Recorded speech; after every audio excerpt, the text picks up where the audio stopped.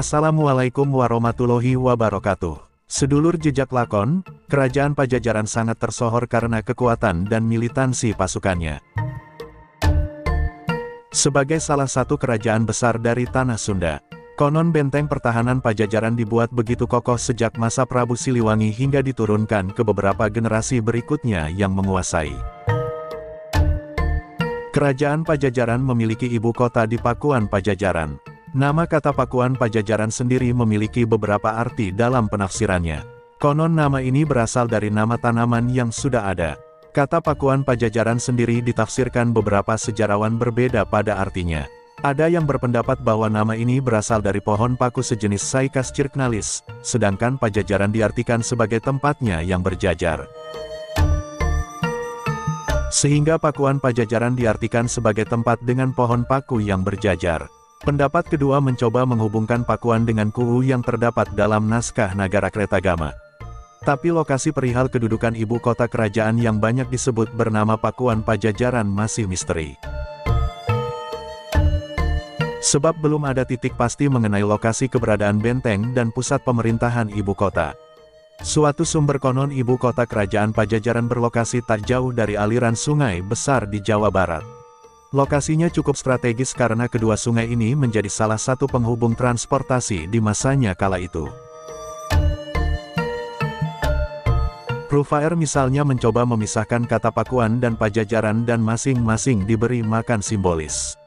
Saleh Danasasmita dalam salah satu bukunya yang berjudul Melacak Sejarah Pakuan Pajajaran dan Prabu Siliwangi, dari Pakuan diartikan oleh Rufaer sebagai kota Paku, atau bisa diartikan kota pusat, ibu kota, yaitu kota tempat kedudukan Pakuning jagat pakunya alam, atau raja. Tendam pada tahun 1957, dalam tulisannya Verkeningen Rondom Pajajaran atau dalam kaedah bahasa Indonesia diartikan pengenalan sekitar Pajajaran, beranggapan lokasi ibu kota kerajaan Pajajaran berada di Sungai Cisadane dan Ciliwung dinilai tepat, untuk menjadi pusat kerajaan Pajajaran. Sebab kedua sungai itu digunakan sebagai lalu lintas dagang antara kawasan pusat dan pesisir, pantai utara.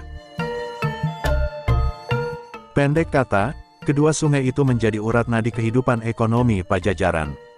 Ditambah dengan Sungai Cipakancilan yang melewati tengah-tengah ibu kota kerajaan, yang pasti memiliki peran besar dalam mencukupi kebutuhan hidup sehari-hari bagi penduduk kota.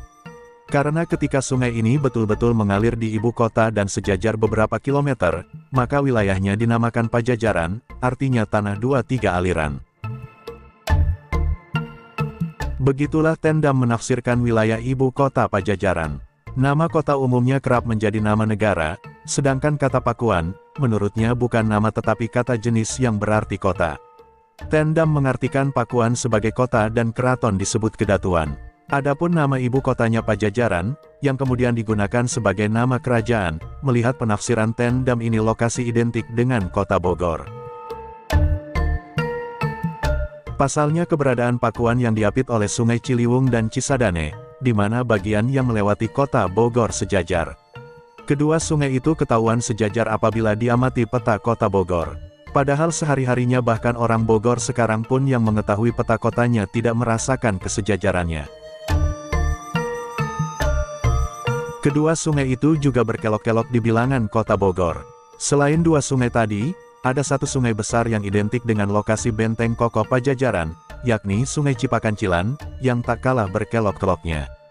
Terima kasih telah menyaksikan video kami, semoga sedulur semua terhibur dan bisa menambah wawasan tentang sejarah. Wassalamualaikum warahmatullahi wabarakatuh.